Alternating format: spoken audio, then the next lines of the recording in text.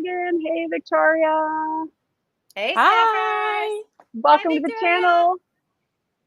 Thank you so much for having me. I really enjoy being here with you guys. We are super excited that you're joining us. And I know Miss Megan loves to tell everybody the bios, so take it away, Miss Meggers. You got it.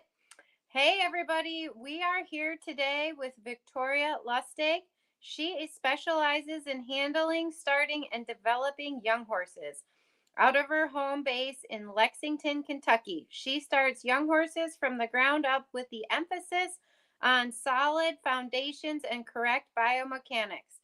She starts horses for careers in a variety of disciplines, including hunters, jumpers, dressage, and eventing.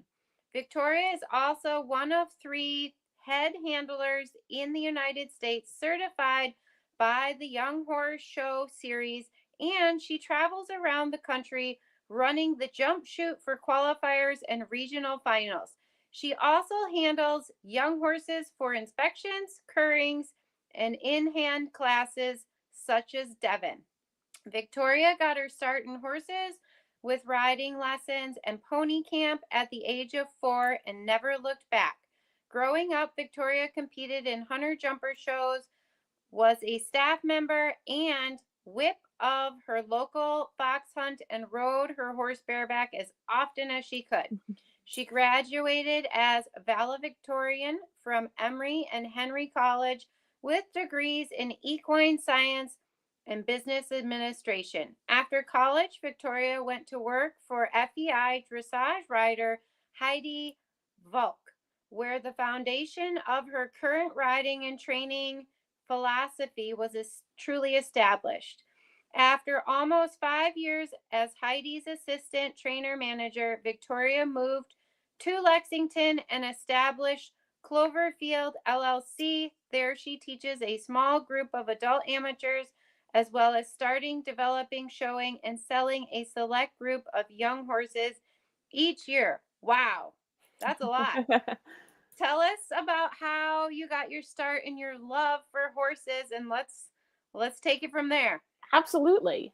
So I started like so many people do in this industry, just obsessed with horses from a very young age. I was lucky I had parents that were a little bit into horses. So my dad was already fox hunting when I was born. My mom was taking riding lessons right down the road. So I kind of got brought into a family that was horsey. They weren't into shows or anything fancy, but they were already like cultivating a love for horses in me. When I was 4 years old, my mom tried to bring me to ballet lessons, and I walked out and told her I would never do that again. So the next thing she tried was riding lessons, and that stuck. I did like pony camp, pony lessons, all the normal like pony equitation stuff, little local circuit, and I loved it. My parents couldn't get me off a horse. When I was 9, I had begged and pleaded for a pony or a horse, as you do at that age. And I got my first horse, who was an unregistered quarter horse, completely plain, brown, 15-2, and his name was Dale. And that horse is really the reason I decided to become a professional. Do tell. There's got to be a story back there. Well, I think it's that there's multiple stories. So shortly after I got that horse, my family moved out to New Mexico. I had been born in Connecticut. So moving from Connecticut to New Mexico was like landing on Mars. And being 9 years old, and like I left all my friends, I left my school, and I got to move with my horse and the rest of my animals. And that was just like what grounded me. And I had been taking riding lessons up until that point. And when we moved to New Mexico, we lived kind of in the middle of nowhere, and there wasn't a lot of riding lessons or instructors to be had. So I kind of became like a wild feral horse child, where I just did whatever I wanted with my horse. And a lot of people talk about having a horse or a pony that was like really naughty as their first, and mine was not that at all. I kind of had the opposite. I had the exception to the rule. I did anything and everything I could with that horse, and I really did not ride with the saddle very often at all. I was always on him bareback. We were running through the fields, jumping whatever I could like build into a jump. And sometimes that was like buckets and brooms. We would trespass on our neighbor's land. Like we had a great time growing up. And he was so kind and so game for anything. And I did really, like, looking back on it, stupid things with this horse, but it never like bit me in the butt. I always had like a solid partner there. And that was the horse that ended up becoming my fox hunting horse. And I slowly became a staff member at like 14 years old. I had an amazing fox hunt full of really supportive people who really wanted to see me grow as a rider. And my little quarter horse was game for anything and everything.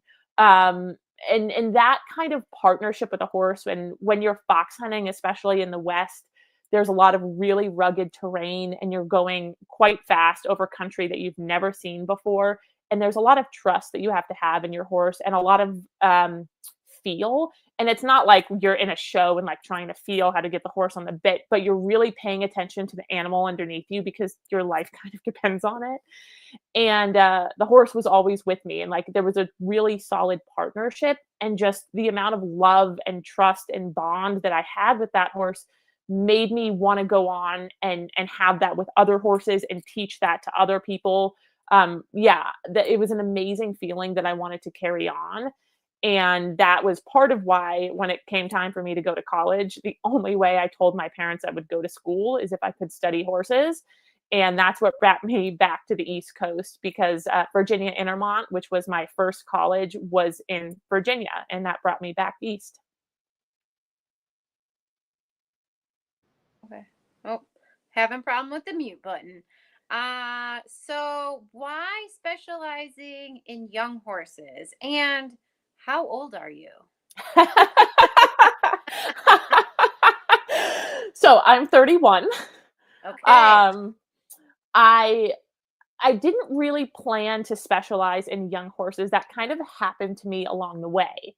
So so I went to college. I studied equine science or equine studies, and I told people that I didn't want to have a plan B. Like I wanted my plan A of having horses as a business to work. So that's why I took a business degree with my equine studies degree, just to make sure that I had heard a lot of people had a lot of horse sense and no business sense, and I wanted to make sure that I was not one of those people. So I took 2 degrees, and I ended up in Virginia Intermont, which was a fabulous school that had a really well-known equestrian team and equestrian program. Unfortunately, went bankrupt my freshman year, which was a very traumatic event for all of us that were there. And the school ended up closing, but the program itself, like the horses, the teachers, the equine studies department, just got picked up by another college down the road. And that's where I graduated. That was Emory and Henry. And in that time, when one school was closing and I was figuring out where I was going to go, I decided to look for a working student position, as you do in college. And I had brought my horse with me, Dale, to college. And Virginia to New Mexico is a 24-hour drive. And I did not want to make him shuttle back and forth each summer to do that. So I decided to find a working student position that was somewhere close by that would let me bring a horse. And there's moments in your life where you realize that you made a decision that would shape the rest of your life, but you don't know you're making that decision until later. And so the working student position that I took was at Blackberry Ridge Farm, which was in Greenville, Tennessee, owned by Tracy and Debbie Dobbs. They were incredible. And it was managed, and the head trainer was Heidi Valk. And that situation ended up changing my entire picture of riding. So when I moved there, I really didn't like dressage. I had been like a fox hunter, a hunter jumper. I thought dressage was the most boring thing you could do because all you did was go in tiny circles. That was really and truly my opinion of it, because that's the only experience I had.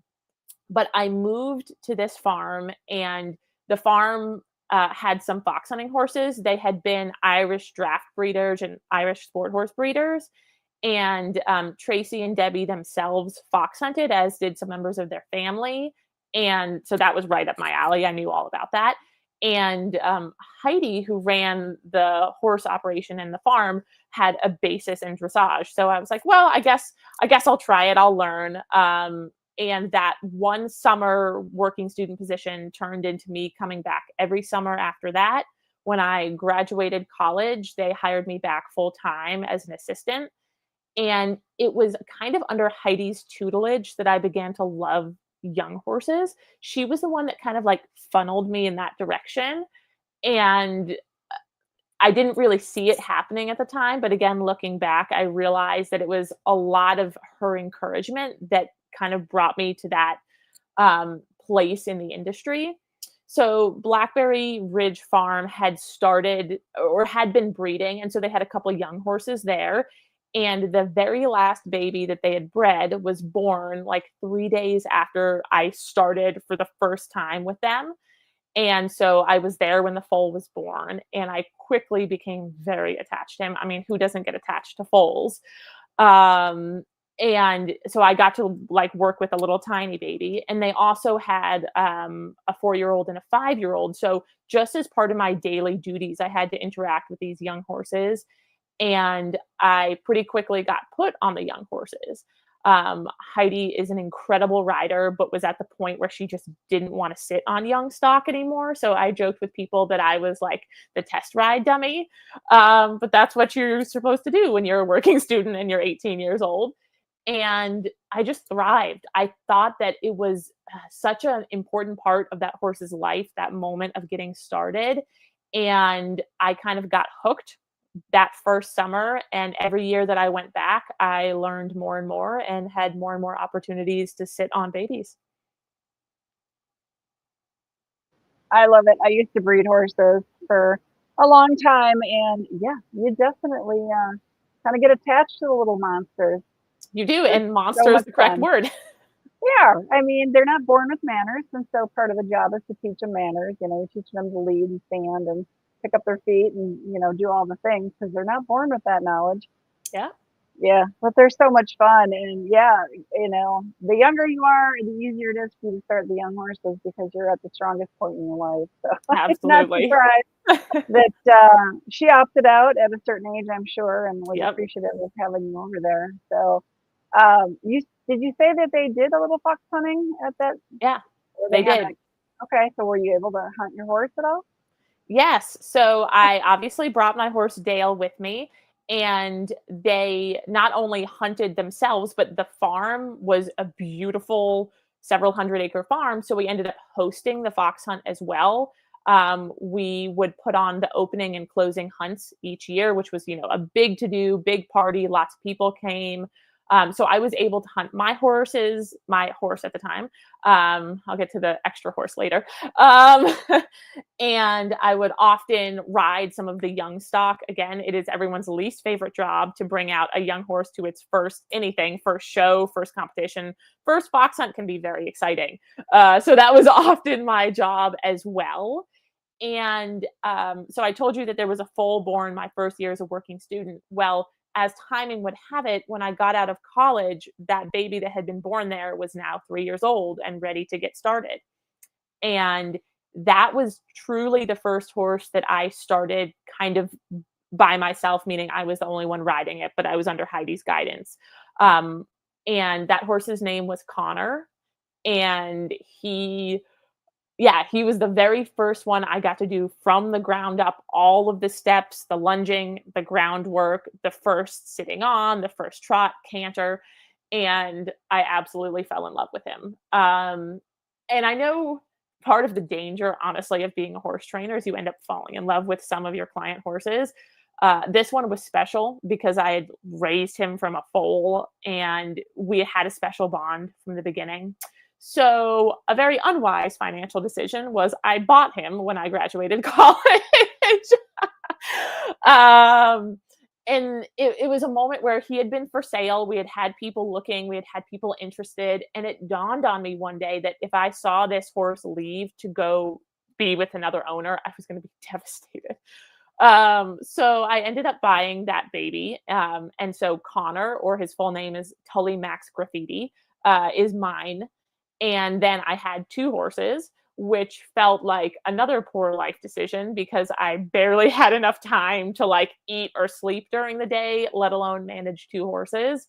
But it ended up being a really rewarding, positive experience. So I ended up then fox hunting that baby for the first time. So we got to do a lot of firsts together.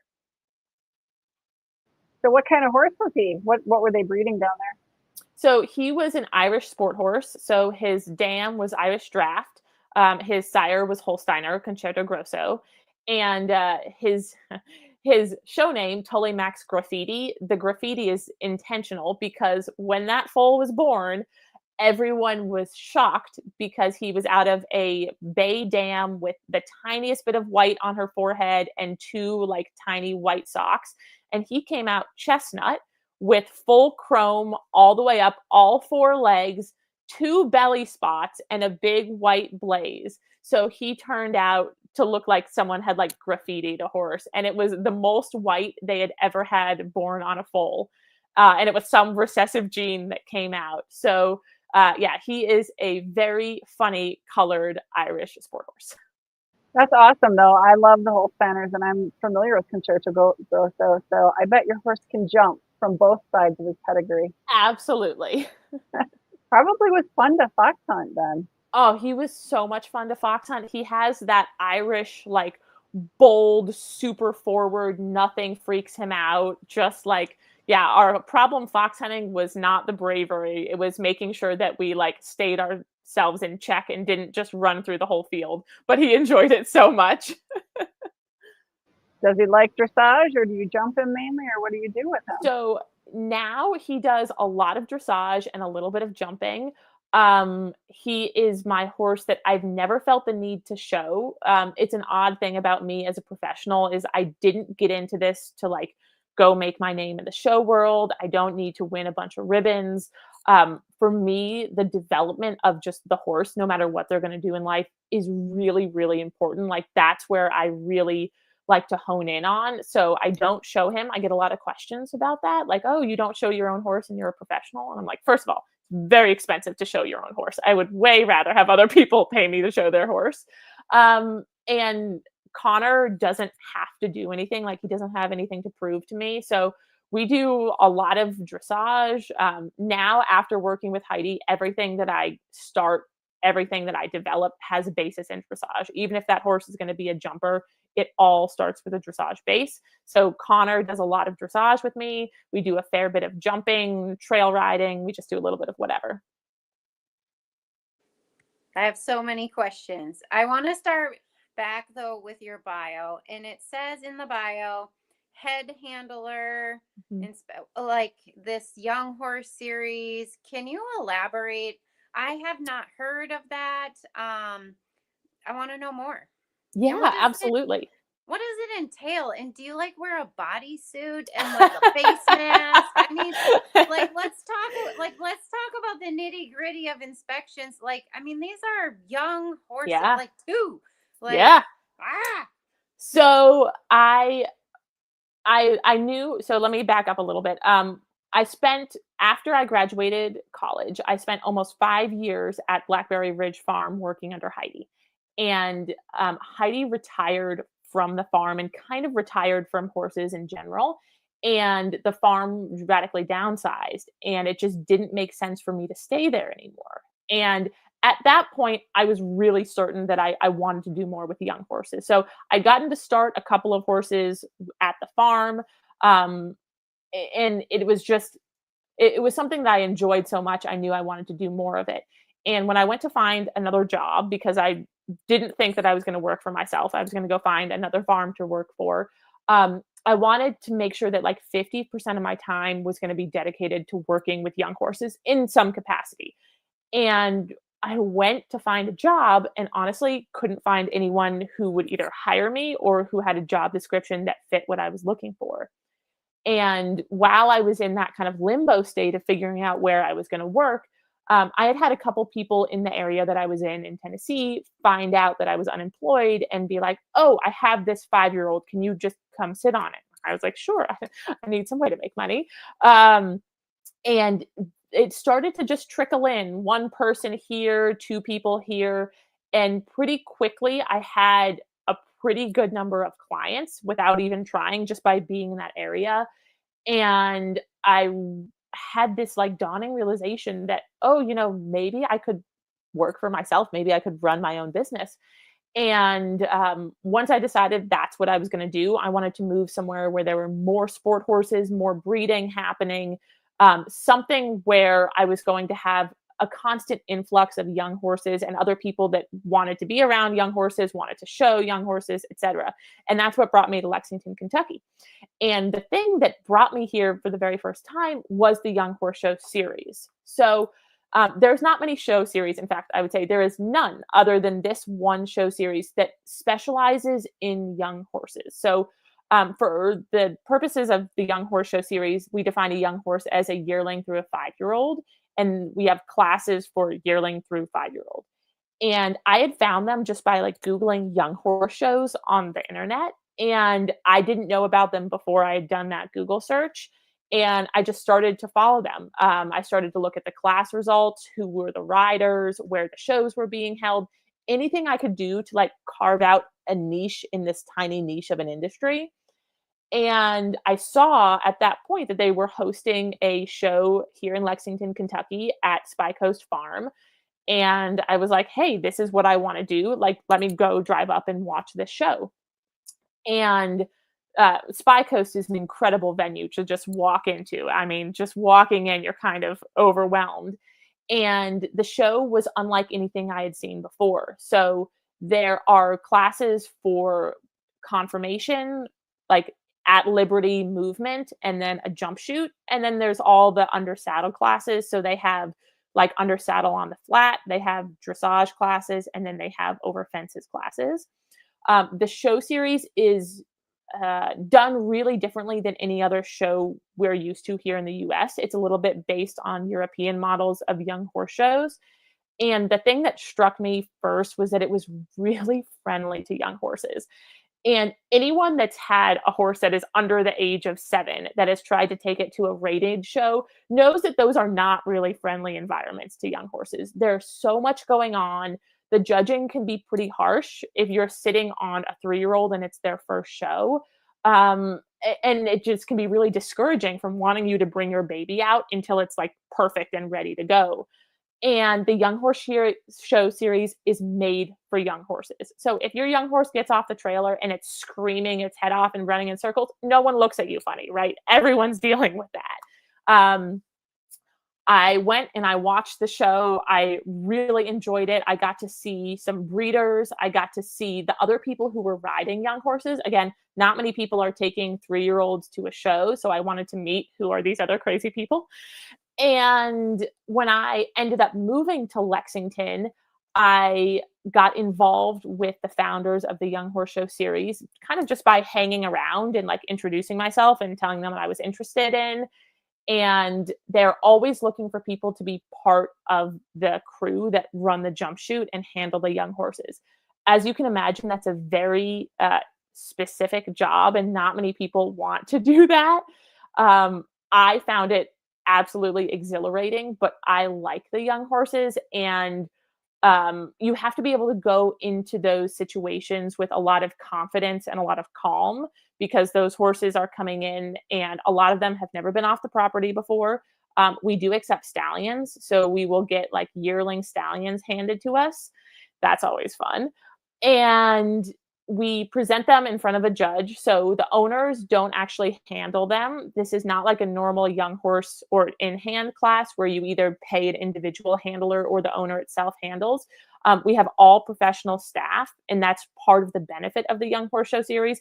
And to me, that's also what makes it a much more fair presentation, is the same person is handling all these horses in front of the judge. There's no favoritism. There's no one special handler that gets special treatment.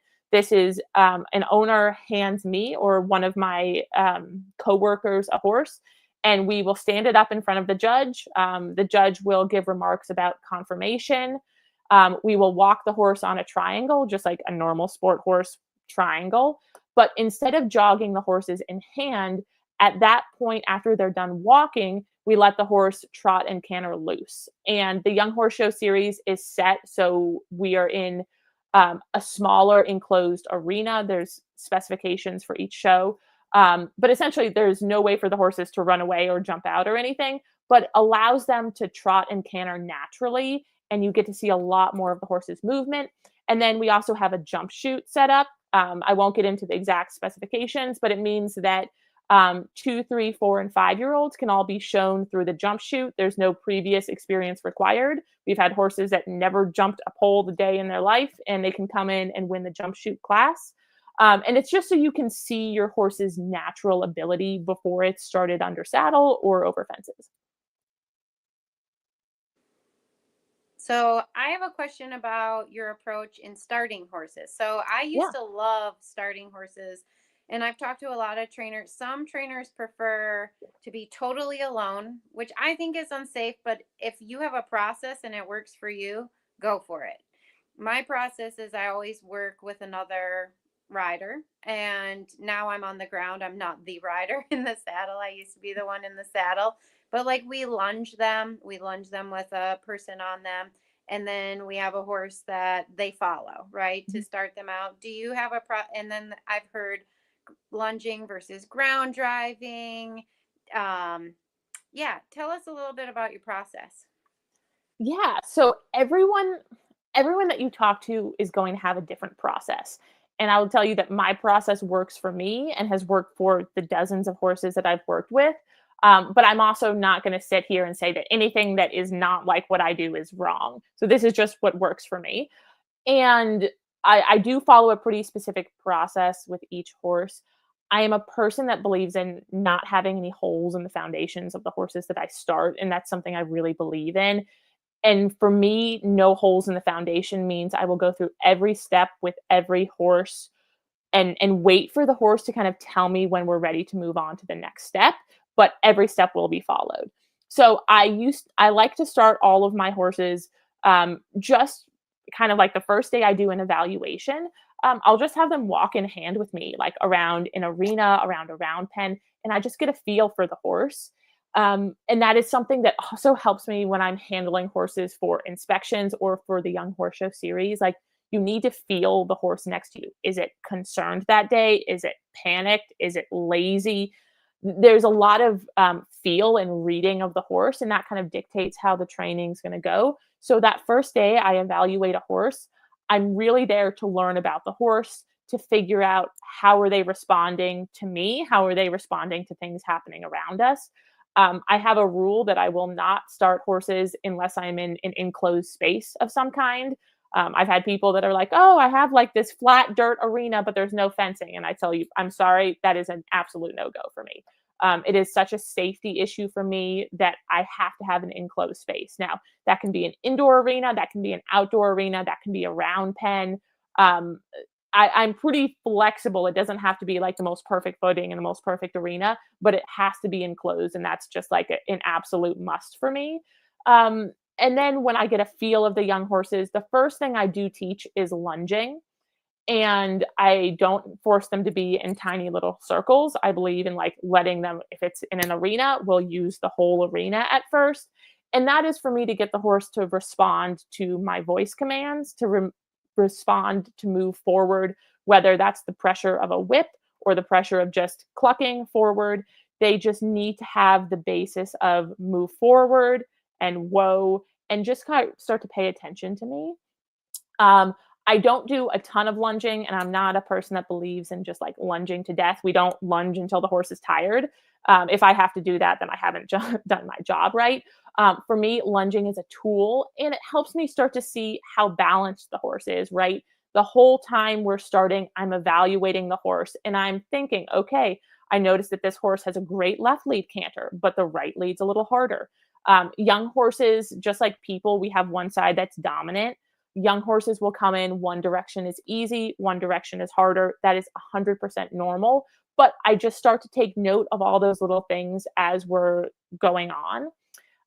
After the horse is relatively comfortable lunging, and I'm not looking for a horse to be perfect auto machine on the lunge.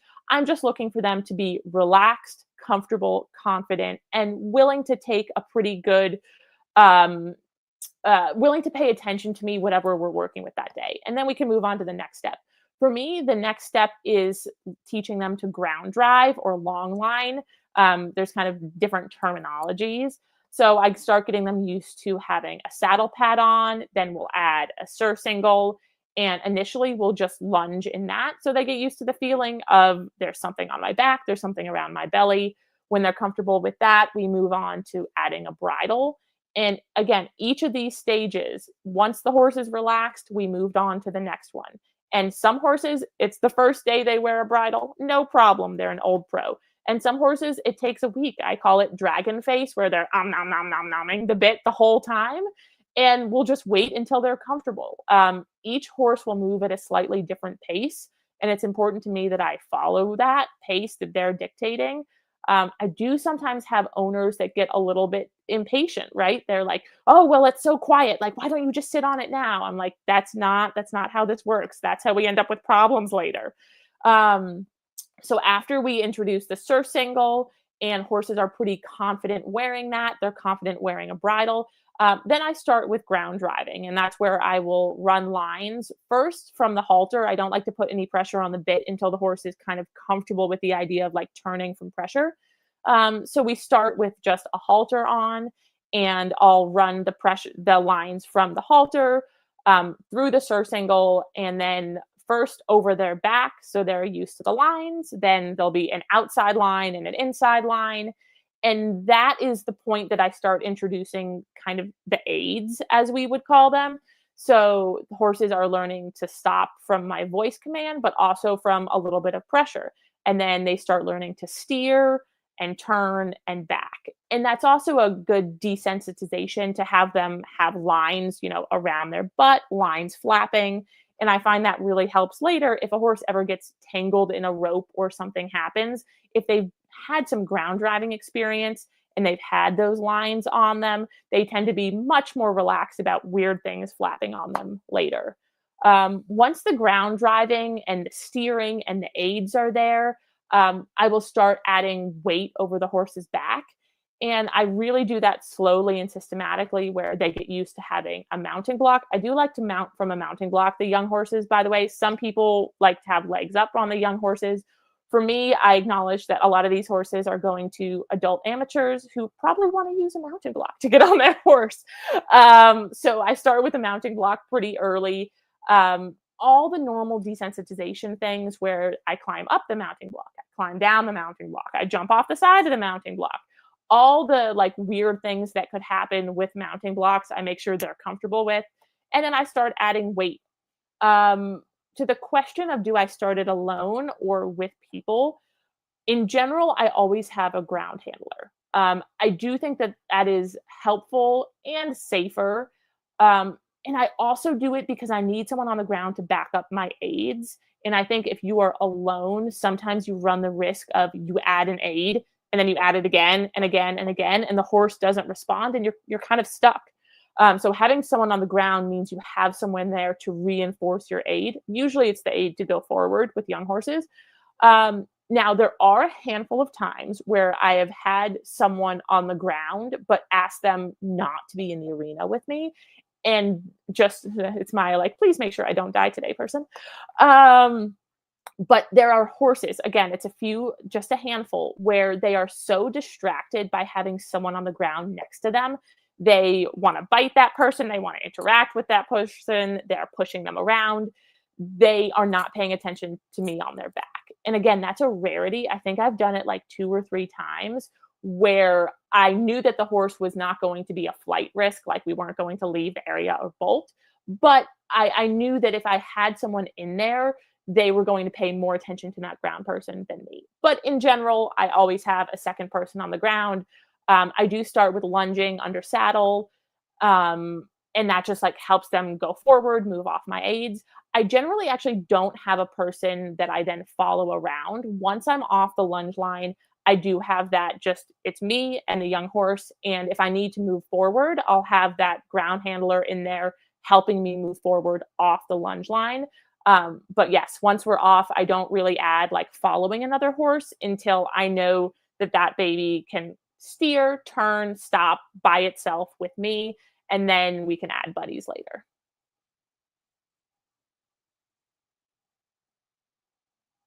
We had a couple questions in the audience. What advice do you have we'll start with the first one. What advice do you have for young women? So I think that's a very broad topic, by the way. I think if we want to just narrow it down and just say young women in the horse industry, because that's what we're talking about, I would say that it's a hard industry, and the more supportive we can be of each other, the better this is going to be. I think sometimes we've all been in barn situations where it feels like you're being judged every day when you come to the barn. And that is just one of the least helpful things. This is already so hard to do. Just riding horses for fun is hard to do. And then when you try to make your living doing this, it gets exceptionally hard, exceptionally quickly. And I think the more supportive we can be of each other and cheer each other on, even if someone doesn't do something the same way you do, there's no reason to go out of your way to make that person feel bad. I've been lucky. I've had some great mentors. I've had some great other women in the industry that really helped me get to the point where I'm at now. So I try to pass that on. It kind of blew my mind when I had my first working student, because I felt like it wasn't that long ago that I was a working student. And I really tried to pass the kindness that had been done to me on, not just like the learning, but the life advice. So I'd say, like, be kind to each other. And if you've had someone be kind to you, pass that on. Oh, hang on, Meggers. So we got one more, and then I'll save the third for later. So she asked, "What do you attribute your successes to?" So, quick side note: when I was still working in Tennessee, I was trying to figure out where the light at the end of the tunnel was, because I was doing a lot of hard work that taught me a lot. And I was trying to figure out where I was going to take that. I'd known that I wanted to start my own business and start my own farm since I was literally 12 years old. Like, my business name, Cloverfield LLC, I created that when I was 14 years old, like drawing and doodling in my bedroom. And that's now what my business is called. And so, like, that was my end goal, but I was trying to figure out how I was going to get there. And I was trying to get information anywhere I could. And it wasn't just from the horse industry. I wanted to see how other people had built successful businesses. And there's a great podcast called How I Built This with Guy Raz. And I listened to hundreds of those episodes, hundreds. And one of his favorite questions, he would talk to founders or CEOs of businesses and kind of get into the nitty gritty of how they built their empire or business or how they got there. And one of his questions was, do you attribute your success to luck or to hard work? So he asked that question enough, and I started to think about it for myself. And I remember thinking, if someone ever asks me this, I'm going to know what my answer is. So here's my answer. I think that I got here through 100% hard work and 100% luck. This is too hard to get here on a whim. Like, I am ashamed to tell you the number of times that I have cried through my entire journey to get here, from stress or from the heartbreak of losing a horse, which everyone that's done this has gone through, or the stress of clients, or the stress of trying to sell horses or trying to make ends meet. There's so much hard work, and you have to be so gritty and have so much perseverance, because this isn't easy. And I had many people try to talk me out of doing this as a profession at every step along the way. When I was in high school and I told people I wanted to go to college for horses, I don't think a single person was like, that's a great idea. You're going to have an easy life working with horses. Many people tried to talk me out of it. When I graduated college with a degree in equine studies, I had professors that straight up told me, do not go into the horse industry, get a good paying job, and have horses on the side. And I couldn't do it. I loved it too much. I was too stubborn to admit they were right. and I kept going. So there was so many years of hard work.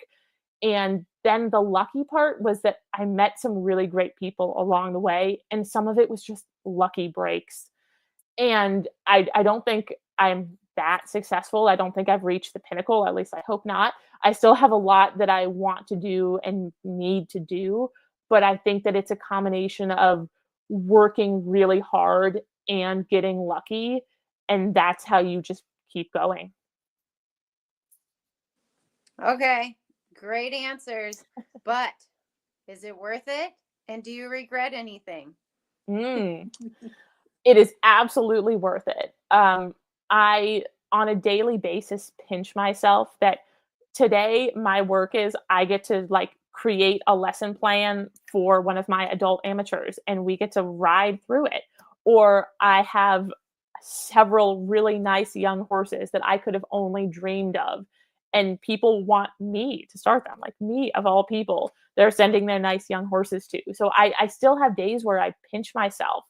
And I'm very lucky to be in a position that I can do this and that I enjoy doing it. I have a great client base that is, again, partially lucky. And then when I got the clients that were great, I worked really hard to keep them.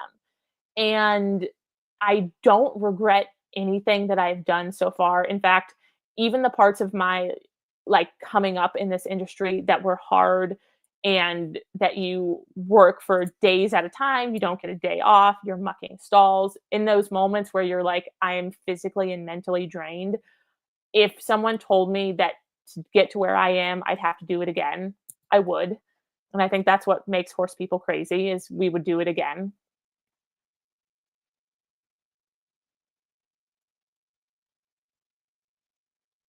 Sorry, had a little problem with the mute button there.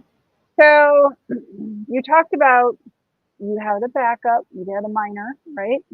Another major, but yes. Or another, okay, so you double majored. So her third question was, how do you manage finances? And I think we tie that into the broader discussion of, you know, business finances, setting rates, figuring out expenses, knowing what to charge, knowing when, this isn't working, when you need to pivot.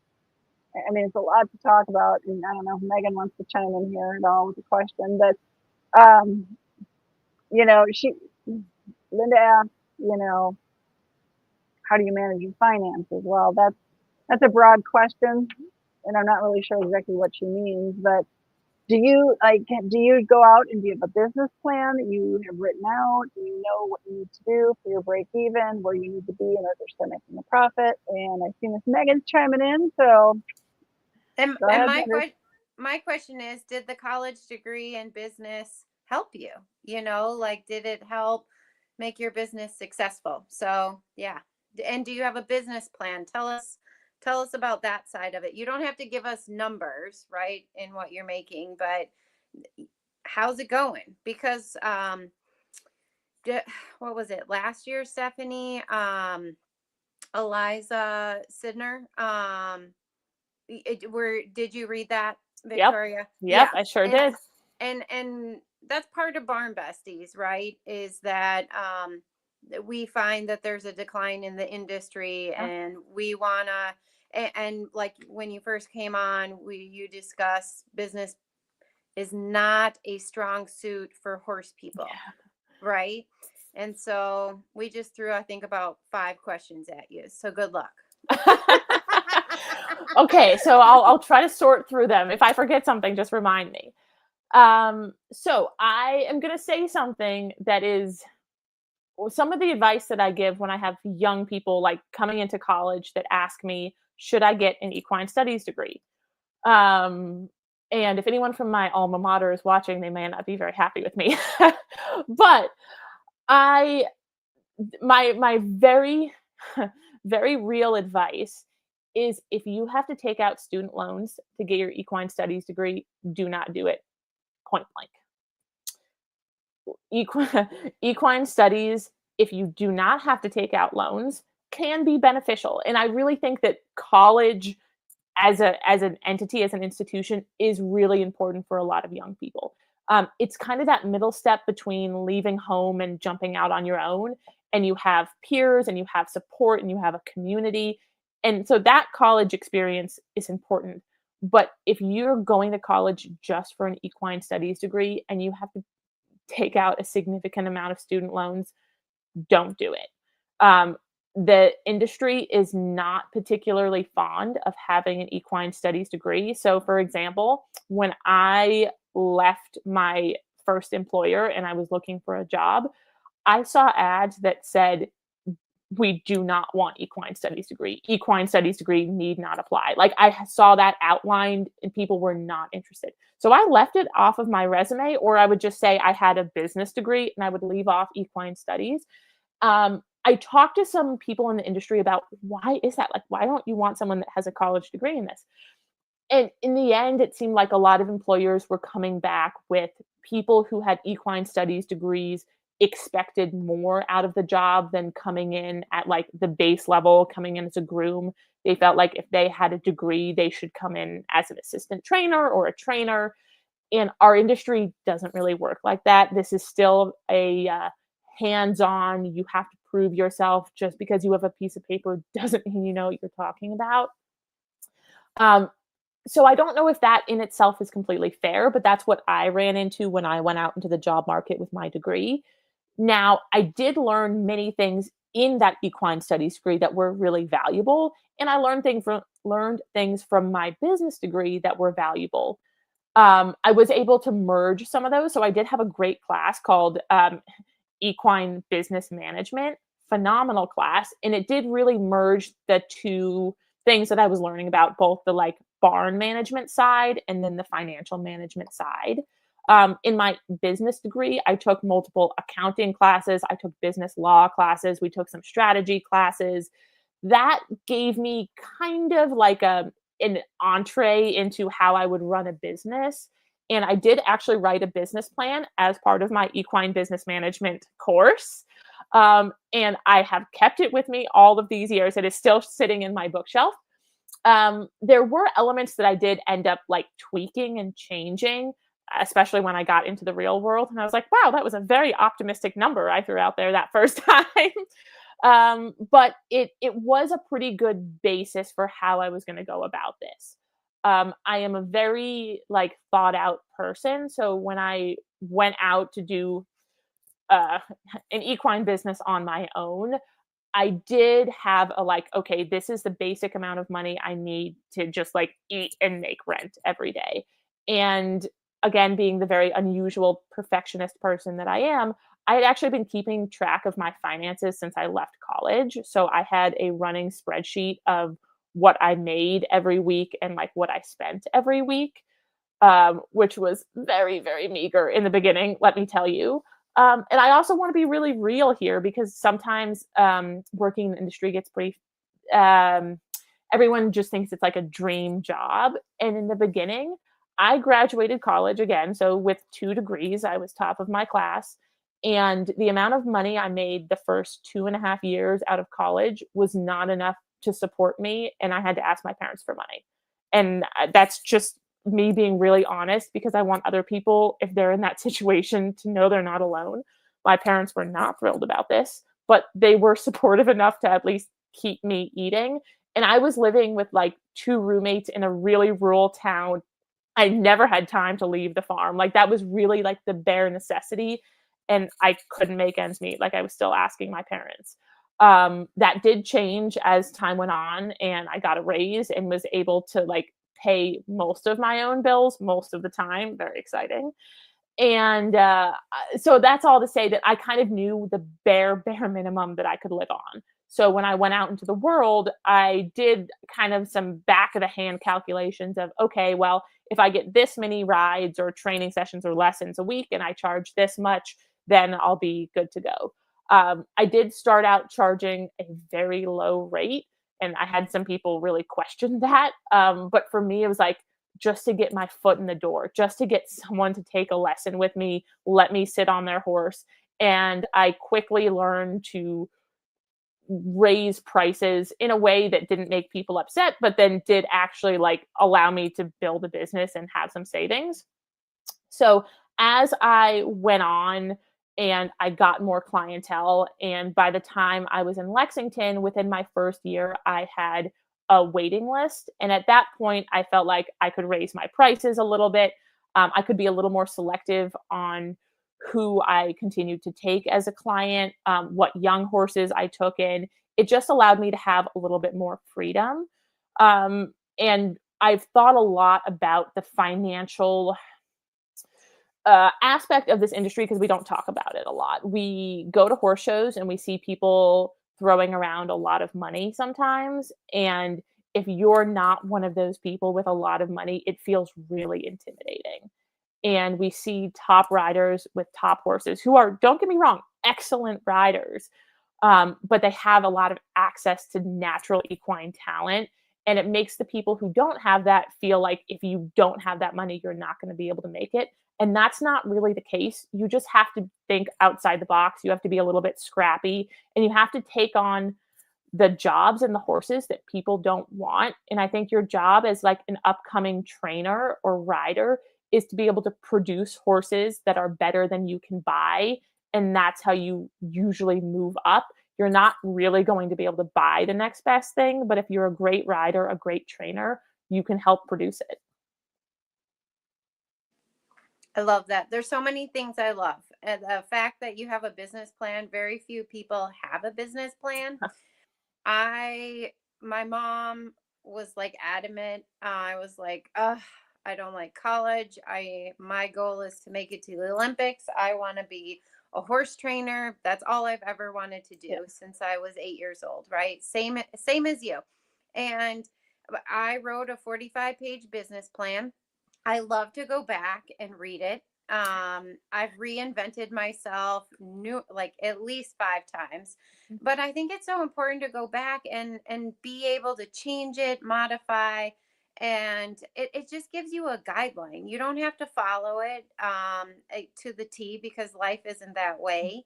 And I think it's also important to write out projections, right? Like, hey, this is optimum. This is where I want to go. But why? If you own a farm, what about retirement? Yep. What if you have children? What if you get a divorce? What if you go bankrupt? What if you have to pay for colic surgery, right? Like, putting those things in and having like 3 different projections, like this is what I want to have happen. This is probably what is going to happen, but let's say it all goes south, to have the third, projection of like, what am I going to do when things don't work out? And I think that's the reality. And I think it's wonderful to have parents or even friends that support you, right? We are a community, and that's how we're going to be successful. And so I know that, what are your next plans? Can we talk about that? Or if you don't, we can. So speaking of like business plans and moving on to the next stage, I've been here in Lexington and I've been freelancing for coming on 3 years actually this winter. And in the beginning, I loved freelancing so much. And that is another thing that I'll say about the financial portion is that when I was starting my business as myself, I was just me, my truck, my tack, and I traveled. So my expenses were really like any equipment that I had to bring, my boots, my helmet, my maintenance on my truck, and my gas, and just like the wear and tear. And that was it. So I kind of had a very low overhead starting cost. So I didn't have equipment. I didn't have school horses. I didn't have a farm. I had a rental apartment that I was sharing with my partner. I didn't have a lot of costs to begin with, and that made it much easier for me to feel like I could move, restart my business, like invent myself in a new place. And I've been doing that for 3 years. And like I said, I've been really lucky. I have some lovely clients here in Lexington. They're really dedicated. They're loyal. I have an awesome group of adult amateurs. I have some breeders that send me their young horses. I work for the Young Horse Show series. And it got to a point where I'm a little bit tired of the driving now because I'm regularly at 3 to 4 different barns every day. And that's a lot of miles between them. And I also reached this point, especially in working with the young horses, where I needed to have a little more control and a little bit more say of the horse's daily management. So I would go to a lot of different farms, and everyone managed their own horses their own way, which they're absolutely have every right to. But I felt like for me to progress to the next level, especially when I got young horses that were turning 5 and 6, it was starting to be a little bit a problem that I didn't have a full size arena, or that if I didn't have an indoor, this young horse wasn't going to get worked for 2 weeks. And I started to run into time and time again some problems where I wished the management had been a little bit different. And I felt like that would have helped the horse's training and it would have helped their progression. And I was like, maybe it's time to think about getting a farm again. And I had put that off the table for a long time because of how much money and work and management it was going to be. And the last like 8-12 months have started to just push me more and more into like, well, if you had a farm, this would be different. Or if you had a farm, you could have your own beautiful conditioning hills. And I talked to Ferris, who is my partner, but we've been together for 10 years, but we're not married. So it's kind of awkward. Boyfriend, partner, whatever. And he has been my supporter from day one. And he is not a horse person at all, knows nothing about horses, comes and videos for me and like feeds them treats. And that's about it, but has been very supportive of me. And I am now at the point where I am actively looking at a farm. The sale isn't final yet, but we've gone quite a ways through the process. And it is a really exciting and really scary next step. All of those adult things that come with like mortgage and property maintenance and having your own fields to mow and your own insurance to pay. All of those things are definitely weighing on my mind, but being the person that I am, I've run the new business plan that I have completely changed from my freelance plan. And that is going to change some of my scheduling with my clients. It's going to change how much time I apportion to young horses versus adult amateurs. Because as I get this farm, my real emphasis is starting young horses. I'm not really going to do any boarding. It's all going to be full training with an emphasis on horses that are like 2.5 and up. And that is my next big adventure. It's an exciting one. It's kind of the point that I've been dreaming of since I was 14, which is, like I said, really exciting and equally terrifying. Okay, I'll tell you what my mom told me when I took out the loan to build my barn. Mm-hmm. It's just another zero, baby. Wonderful advice. I'm going to remember that. Go have fun, make it your own. You're going to learn new lessons. Yep. It's going to be hard, but I mean, you've already, just like young horses, you've already started your foundation, build your community, and have fun and enjoy it all. Yeah, thank you. I really appreciate that. I mean, I think I go back and forth between worrying about all the things that I don't know how to do on property maintenance, but then all of the like plans and ideas I have for the kind of real program that I'm going to be able to build for young horses. And the more that I've done this, the more thought I've put into this, I realize that a lot of training horses in general, but I think really for young horses, is not just, okay, when I get on, I ride them and we do this thing for 45 minutes. It's what is the horse doing for the other 23 hours of its day? I mean, everything from turnout to having field mates to what is its general care regimen. All of those for young horses, like we develop a schedule and a pattern, and that's how they start to become adult horses and not just babies that run around a field 24/7. So being able to control and shape the environment when I'm not on them is one of the things I'm most excited about for this next chapter. That's awesome. We do have another question. It's a little bit of a pivot, but it honestly, right up there with what things we've been talking about having a business. So Zizi Equine asks, how do you handle difficult or a disgruntled owner or client? Okay, this is a topic that everyone in the industry has to deal with. And I think first of all, this is not just the equine industry, right? Any job that you work in where you have to interface with some human at some point, you're going to have disgruntled, upset people for one reason or another. With horses, I think that the hardest part is this is a really emotional thing that we do, whether or not like we want to admit that.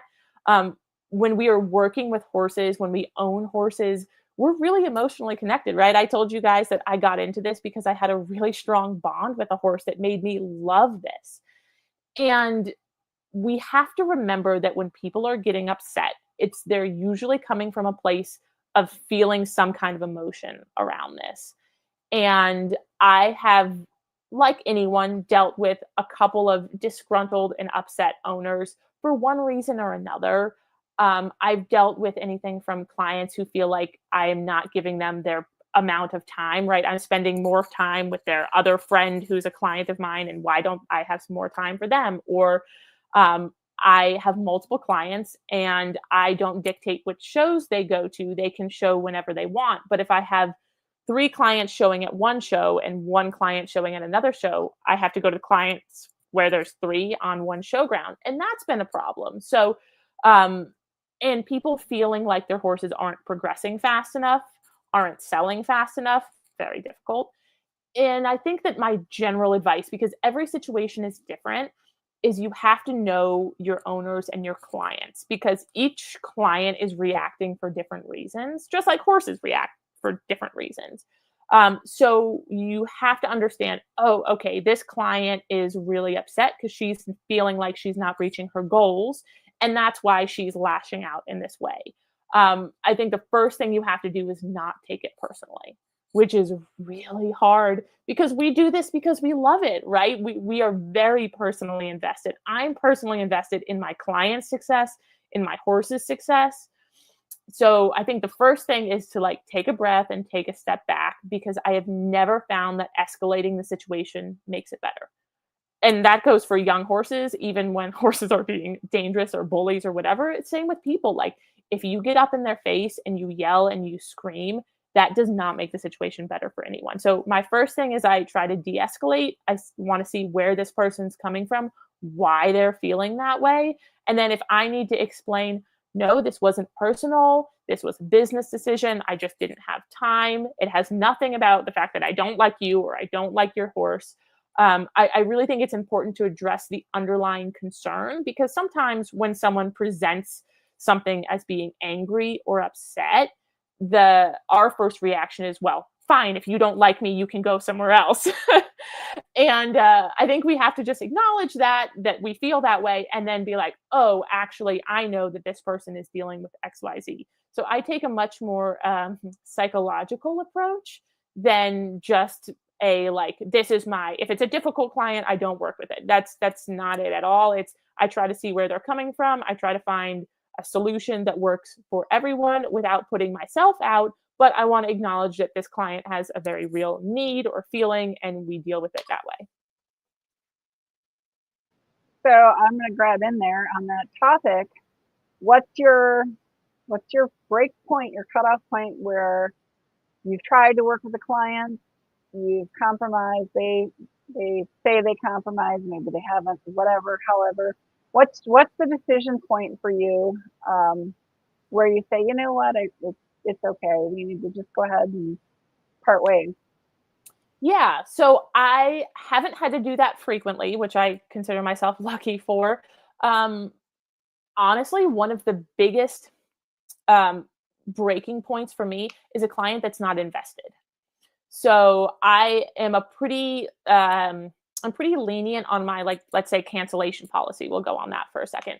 And that's usually for lessons. When I have horses that I'm training, I just can show up at the farm and ride them. Like that's not usually a cancellation problem.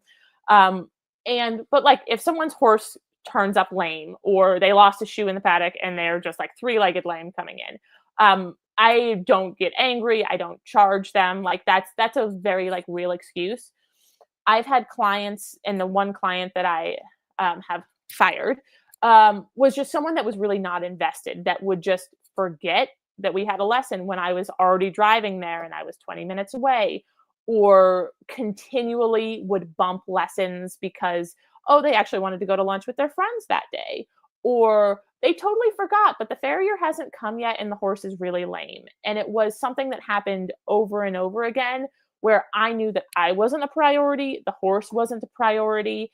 And at that point, I did very nicely say, hey, I just want to let you know that I don't think this is working. My schedule isn't allowing me this kind of flexibility that you apparently need. I recommended a different trainer that happened to live right down the road from them that was going to be a little bit easier for them to schedule with.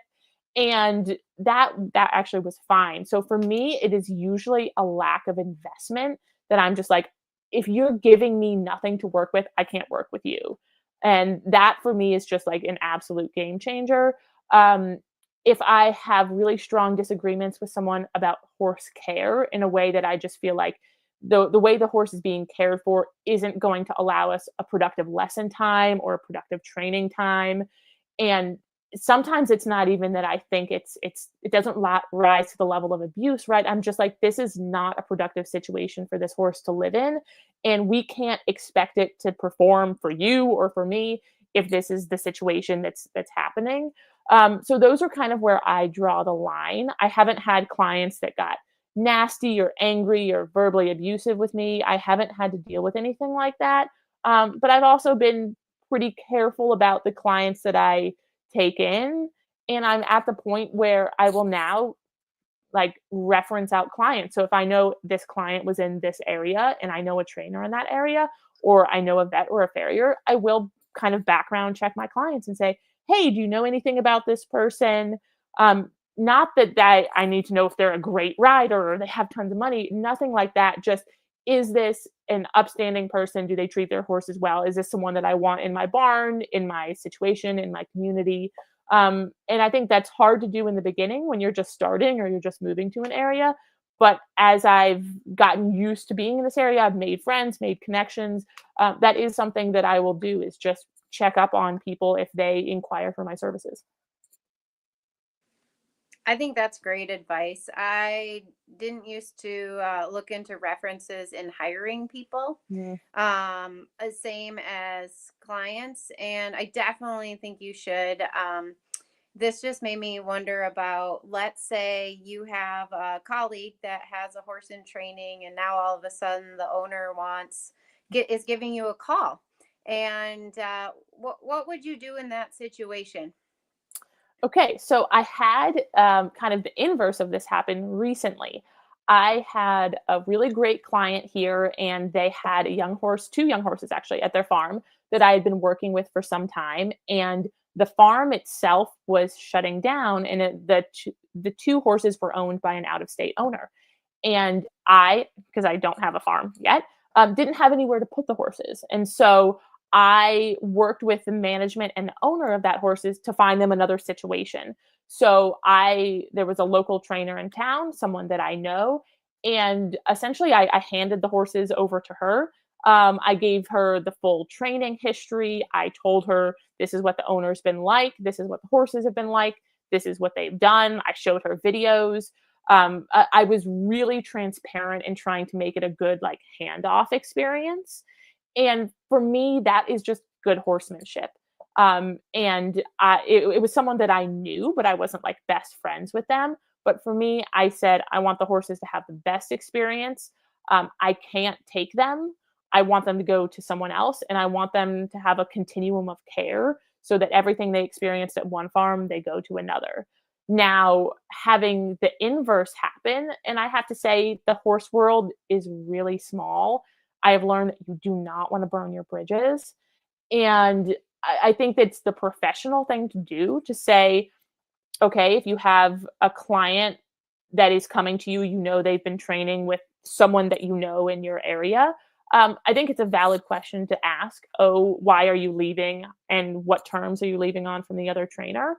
And depending on your relationship and your closeness to the other trainer, I think sometimes it's valid to give them a call and say, hey, like, can you tell me about this client? Was there a difference of opinion? Was this a mutual parting? Are there reasons that they're leaving, reasons that their horse were difficult? I think that it's important to be pretty upfront and professional. And there are times where one person's management system just isn't working, and clients move all the time. And again, this is a like, don't take it personally kind of thing, which really hard to do for any of us. So I think that in general, it's best to be able to talk to the other professional, because you might be saving yourself a headache if this client is someone that doesn't pay well, doesn't pay on time, has a dangerous horse, has a history of issues within a barn. Sometimes you don't know that ahead of time if they move out of state and you can't get any references. But if you can just give the professional they're moving from a call and keep an open mind with the person that's coming to you, I think that is the best way to go about, rather than burning a bridge on either end. That's happened to me so many times, all sorts of different ways. And what I like to tell everybody is, as professionals, we're going to be seeing each other for Yeah. years, in the warm up, in the show arena. And I think it's way better to make friends and just be more of a community. And at the end of the day, the only one that's suffering is actually the horse. Absolutely. So I think it's in our best interest to help our horses throughout whatever way, even if it's an ending of a relationship or whatever, right? Great advice. Steffers, you got any more questions? Sure do. So you sort of spoke about your process. What is how young do you like to start them? And I think that's kind of there's a more in-depth way of asking it, like, what do you like to do with yearlings? What do you like to do with, 2-year-olds? What do you like to do with 3-year-olds? Like, what is your, because I know other, various breeds will start them all in very different ages. Young thoroughbreds are gotten on and ridden and broke to ride at and learn how to race as yearlings, and then they're racing as 2-year-olds, Yeah. right? Yeah. But warm bloods, they, and some of these other larger breed horses, they're, I think people will maybe back them at a late 2, throw them out in the winter, and then a lot of people start them as 3-year-olds. The quarter horse people, they're showing them in the lunge line classes as yearlings. They're showing them under saddles too. All the different breeds is so different. But what's your willingness, and what do you do at each, we'll just say each year of the horse's life? So this is a really kind of a hot button topic right now of how old are the horses when we start them? Where are they physiologically in their development? Where are they emotionally in their development? And everyone is going to have a slightly different answer for you. And you're right, it does kind of follow along breed lines, discipline lines, modes of thinking. And I think that it's important that we kind of like delve into each of those, because when we're starting a horse, we're trying to give it the best setup for success. All of that being said, I want to acknowledge that horses are a market, they're an industry, it's how we make money, they sell for money, we pay a lot of money to show them. So if we are talking about when we start horses, train horses, show horses, we have to acknowledge that there's market forces behind that. And I think our job as professionals is to walk that line of keeping the horse's best interest at heart, but also acknowledging that we are working in an industry where people have to make money, have to make a living, and these horses are going to be sold. So how do we straddle the line between making sure the horse is fair and treated well and has every chance to grow up as a horse, but is still marketable and keeping up with the expectations of the public? So with all that being said, my preamble, when I start horses, I tell people that I don't start any kind of like serious groundwork until they're about 2.5. So if we back up when we're having horses that are yearlings, so my specialty, I'll say, is usually right at the point where they're 2.5, getting ready to do some groundwork in preparation to get started under saddle. Now, I've worked with foals, yearlings, 2-year-olds, and in my work with the Young Horse Show series, I do handle everything from yearlings on up. The yearling year, I really just want my babies to have some kind of regular handling schedule. whether that means they come in to eat breakfast and then they go back out in the field, or that means that they are bathed once a month, or they get fly sprayed, they get held for the farrier. That's just the year that I want them to have basic handling. It doesn't have to be fancy. They don't have to be like in an arena learning to go over obstacles. For me, the yearling year is like they're growing up, they have basic manners, they're not awful to handle in any of those situations. If they go to a young horse show, if they go to an in-hand show, breed show, inspection, those are all great experiences. They don't have to go and be on the line every weekend. I do think you can really overstress young horses. I don't want to see them at a show every year, but to go to a show twice their yearling year, once their yearling year, just so they get on the trailer, get off the trailer, be in a new place, be moderately well behaved, and go back home. That's all they need to do. The 2-year-old year is not much different. I think that you see a lot of physical growth in that year. So I just want them to be turned out as much as possible. I think at this point, we've seen enough studies from this country and Europe to think and know that turnout is really, really crucial for the development of a young horse's body. My young horses personally are outside the vast majority of the time. I don't really want to see anything that's spending significant time in a stall. I mean, almost ever, but until they're started under saddle and get into like a normal routine of like, and during the day out at night, or the reverse. But I really don't want to see that until they're 3. Like yearling, 3-year-old, they should be outside, have some interaction with people that's positive.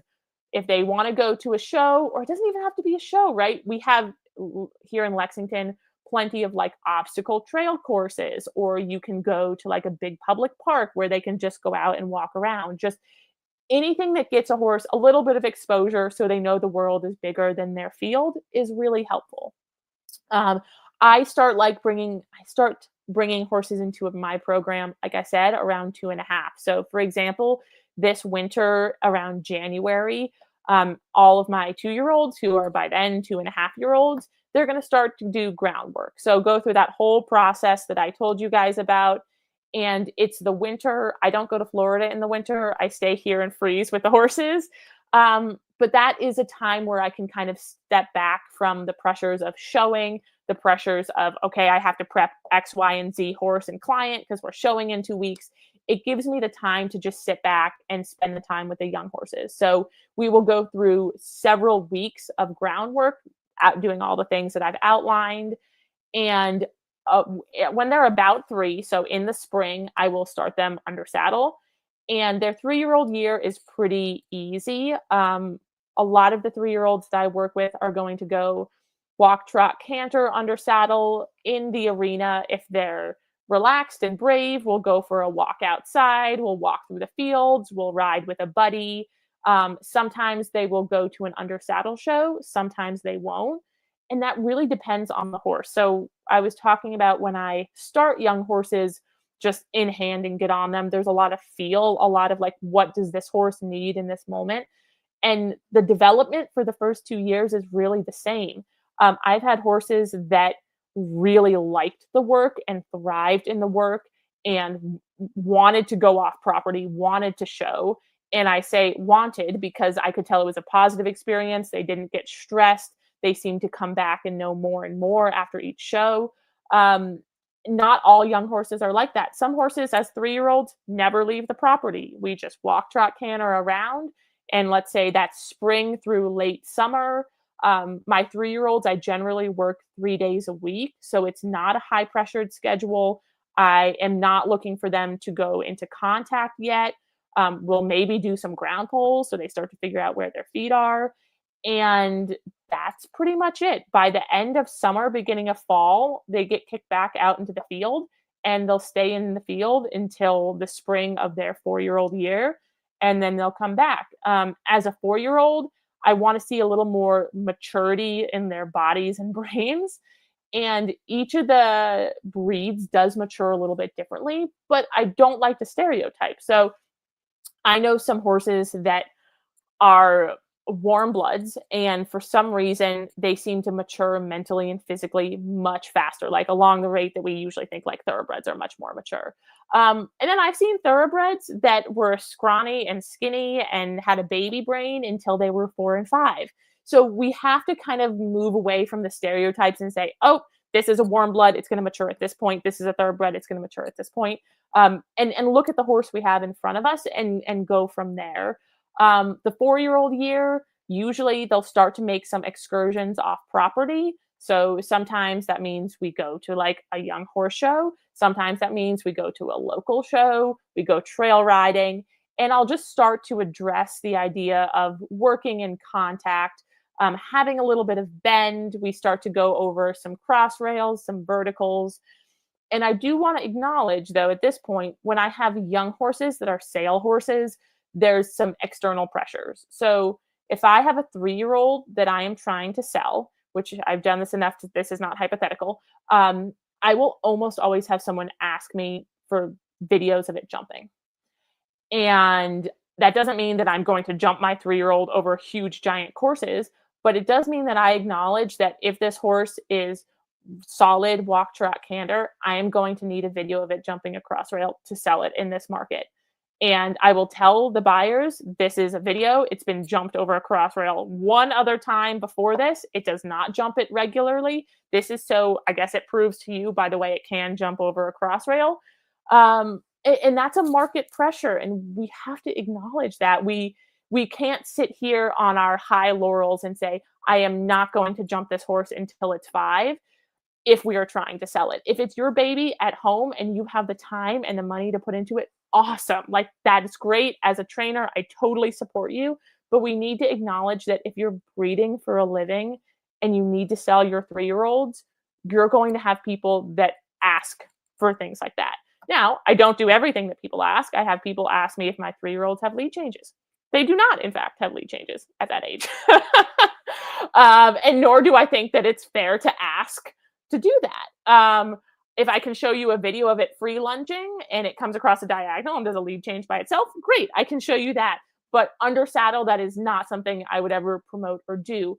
So that's one of those lines of, there are market pressures and there are some where it's like, okay, it is fair for me to ask this 3-year-old to jump twice so I get it on a video. It is unfair for me to try to get it to do a lead change. So each person has to have their own, like, I will and I won't do this. So back to the 4-year-old year. We do start to do a little more jumping over fences. I'll introduce some contact, bending, and I will really at this point want to have them outside of an arena as much as I can. I think it's important for horses to just like see that there's a world around them. And obviously I grew up fox hunting in the Wild West, so I'm very comfortable taking horses outside of an enclosed space once I know they're ready, right? We're not going to be stupid about it. If I have a bronc, we're not going to go ride it in the field. But once we have like a solid enough foundation, I like to get the horses out. If I have fields to ride in, I'll ride in fields.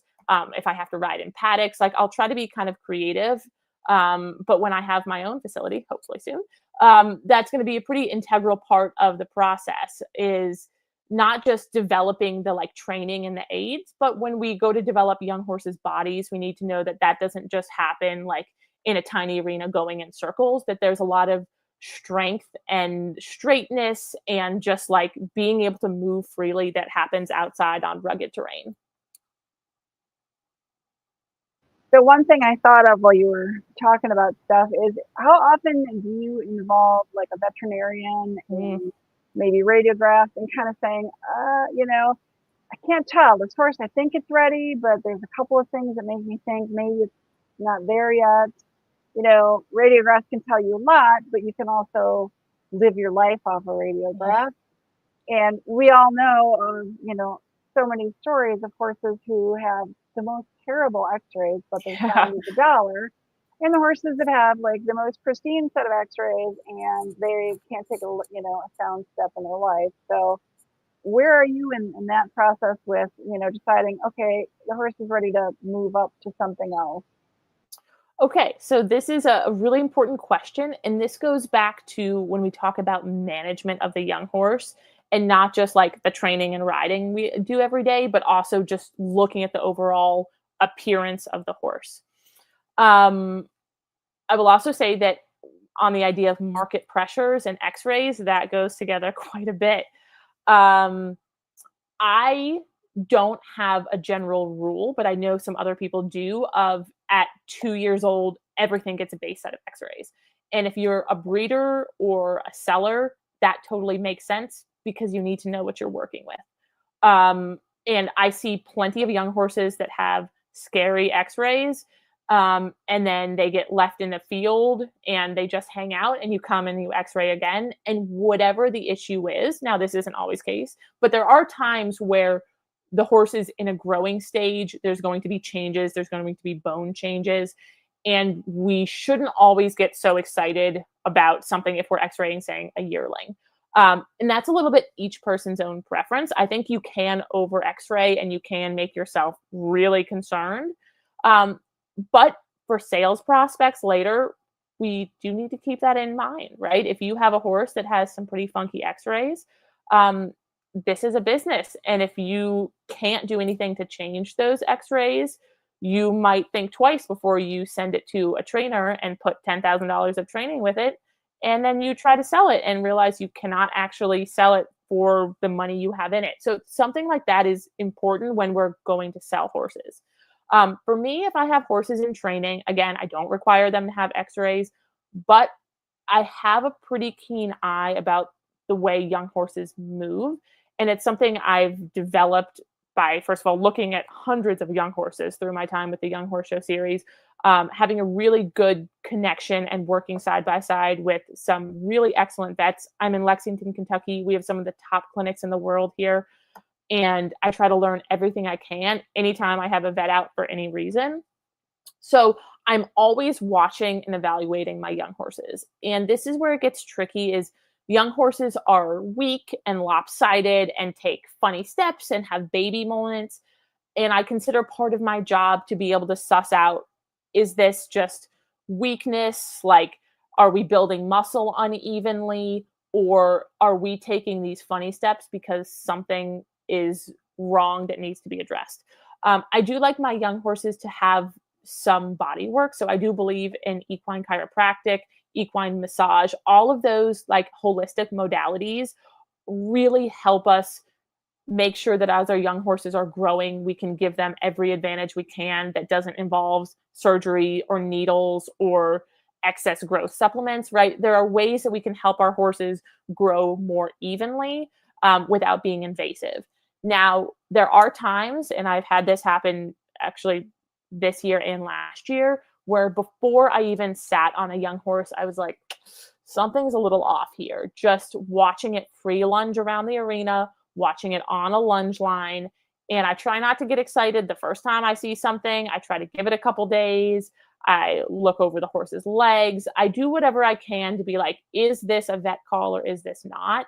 But I've now had 2 horses that before I so much as sat on it, I called the owner and was like, hey, we need a vet. We probably need some x-rays. And both of those times, they were very valid concerns that ended up being something that did need to be addressed. So I think it's something that you have to watch as you go on. Now, in terms of taking x-rays for the next stage of training, that's not something I've done specifically. I try to have a pretty easy approach in terms of I'm not going to overwork any of my horses. So 3-year-olds go 3 days a week, 4-year-olds go 3 to 4 days a week, depending on the horse. And it's not really until a horse is 5 or 6 that I want them to be in a more like normal workload where we're working 5-ish days a week.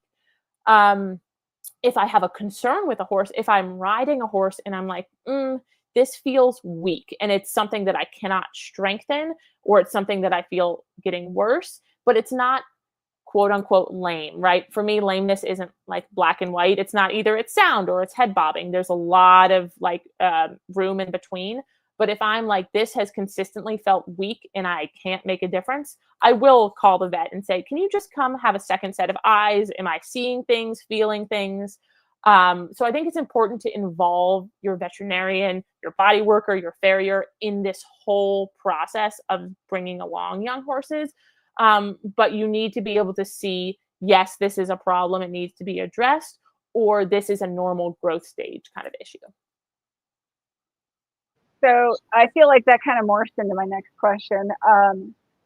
Do you shoe, and at what age do you? Mm, I mean, let's just say, barring a specific problem that needs yeah. assistance and correction, a normal average horse, when are you willing to throw shoes on? Because, you know, I've seen horses with shoes on as yearlings. We actually were at a breed show in the last year, and the babies had shoes on. Yeah.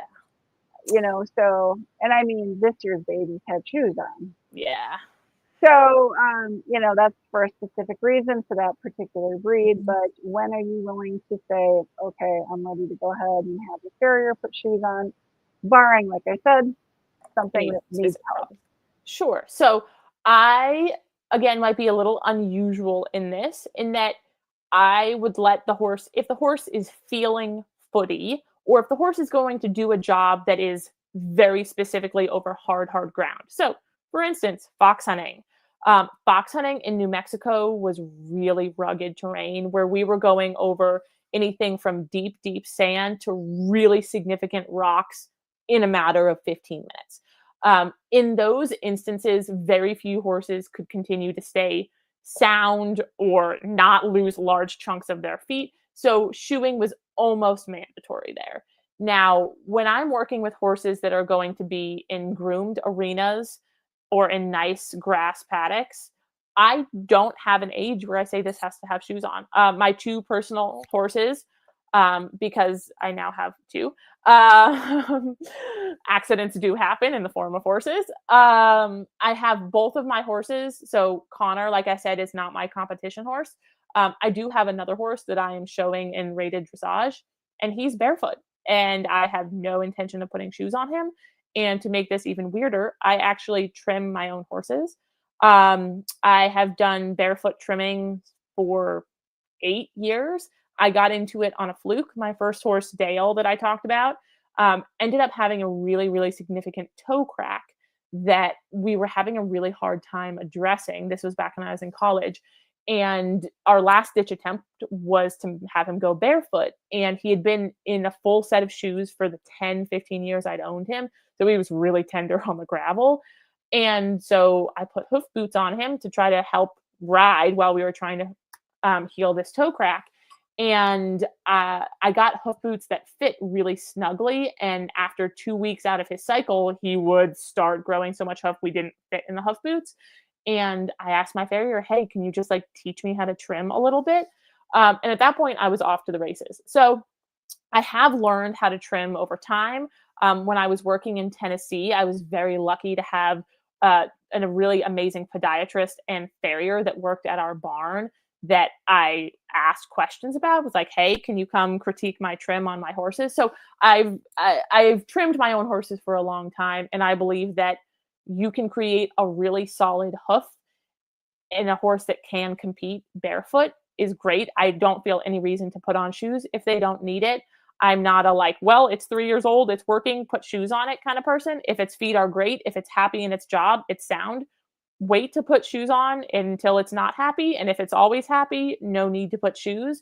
I think for a long time we've had this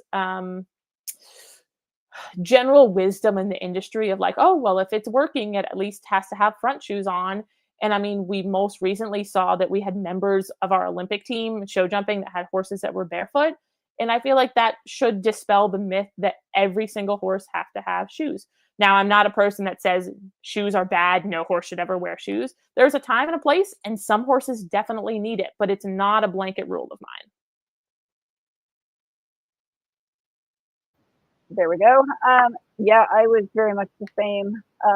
It's so funny the way you talk. I'm like, yep, that's how I thought. I mentioned earlier I bred horses, and I didn't shoe terribly many of them. For one, where I'm at and the footing that I had, like you mentioned, wasn't necessary for most of them. Some of them just couldn't handle it and were just Yeah, so tender yeah, footed. Okay, they needed them, but yeah, I like held off as long as possible. It's I bred warm blood horses and they grow till they're 6 or 7, and that yeah, includes your feet. So I always felt like even if I only had shoes on for like spring, summer, fall, took them off for let's say 5 months in the winter, I still felt like I was maybe not letting their feet go to their full Yeah. potential. But yeah, everyone definitely needs their own little plan. But I also had some special horses where I learned to trim. Yeah. And I feel like I'm really lucky. Like I first learned a lot from my first winter on the Florida circuit, learned a lot from one of the farriers down there and the trainer I was with. And my farrier was really great. And yeah, so not something that everybody needs to learn how to do. I think an understanding of what your farrier does in your Yeah. horse's feet is really smart, but not everybody needs to be tackling trimming feet. It's you can really cripple a horse. Oh, So absolutely. I mean, and we've certainly all seen that. But so that's interesting. So I'm super curious. Like, what are you most comfortable in starting young horses in as far as tack? You Mm. fox hunted, so that tells me you're super comfortable in jumping saddles. Yeah. You've ridden dressage. Do you have Western saddles? Like, what's your go-to for type of tack to put on young horses when you're getting them going? I'd say first and foremost, whatever fits, whatever fits well. So I don't start horses in Western saddles. I'm just not a Western rider. I'm not really familiar with that. But I ride in a variety of disciplines and I have multiple different saddles. So I do have the quote unquote baby saddles. Meaning if this gets destroyed or rolled on or whatever, I'm not going to be absolutely devastated by that. I do joke that babies have made it and graduated to the next level when I put the nice saddles on them. So for me, tack first and foremost is about fit and what fits the horse and whatever is comfortable. For me, I am not a like there's such thing as magic equipment. Um, there's no bridle that you're going to put on your horse that's going to fix it. There's no bit that's magically going to make your horse go on the bit. This is all about the equipment that you use matters, but it matters that it fits and you use it well rather than you try the newest, greatest, latest thing. And the same thing is with babies. So I try to make sure that the saddle is going to fit them. Young horses can be exceptionally difficult because they're growing so fast. I have young horses that after a month, I will change the saddle because the saddle fit a month ago and we've gained top line or we've lost weight. However it's going, they've changed shape and I need to make sure that I'm making the saddle comfortable for them. Um, I am a pretty straightforward person in terms of what kind of bit I use. I start everything in some kind of snaffle, loose ring, D ring, either a lozenge link or just a normal single link snaffle. Um, Occasionally, I will come across young horses that need something a tiny bit different. Some of the young horses really like having rollers on their bit if they're particularly active. But I try not to get too crazy, too complicated with that. I've used a lot of dressage tack to start horse. I'm very comfortable sitting in a dressage saddle. I have an old Wintec that does fantastic. It fits a lot of young horses. It's not super expensive. I'm not going to be super concerned if we like get scratches on it, and that works well. I have some older style like jumping saddles from when I was a kid. If it fits, I'll use that. So I'm not a like the horse needs to get started in a specific kind of tack. Um, the only portion that I'll add is that I do believe young horses need to be started in the foundation with some kind of bridle on. Some people really like to start in a halter. The Western disciplines like to start in something that's a headstall with no bit. And I think that that's a really good sentiment.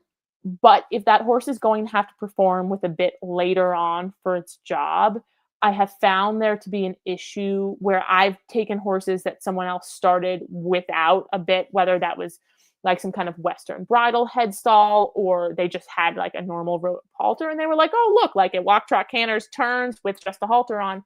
You go to put a bit in that horse's mouth and you've totally changed the game on it. And they really don't appreciate that.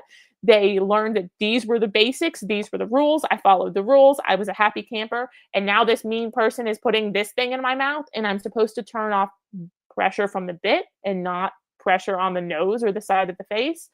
And I find that to be problematic for the horses that haven't started in a bit. So I do like them all to start in a bit.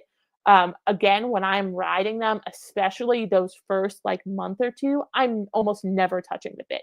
It is a very, very delicate aid that I'm not having to haul on their face, turn them hard.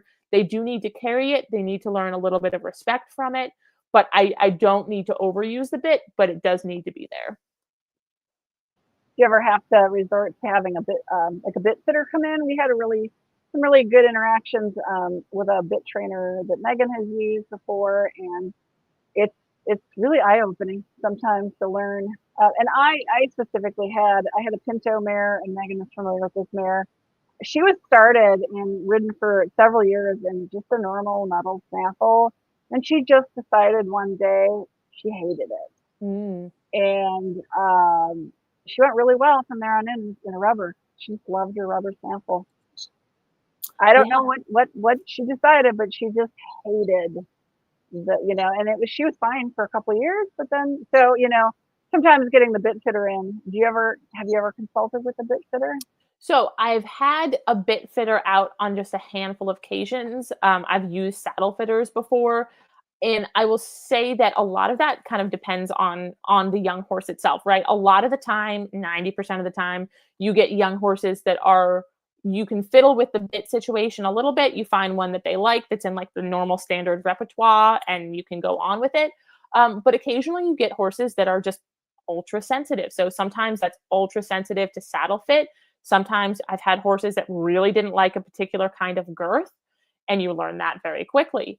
And so having bit fitters and saddle fitters is all something that on a per horse situation.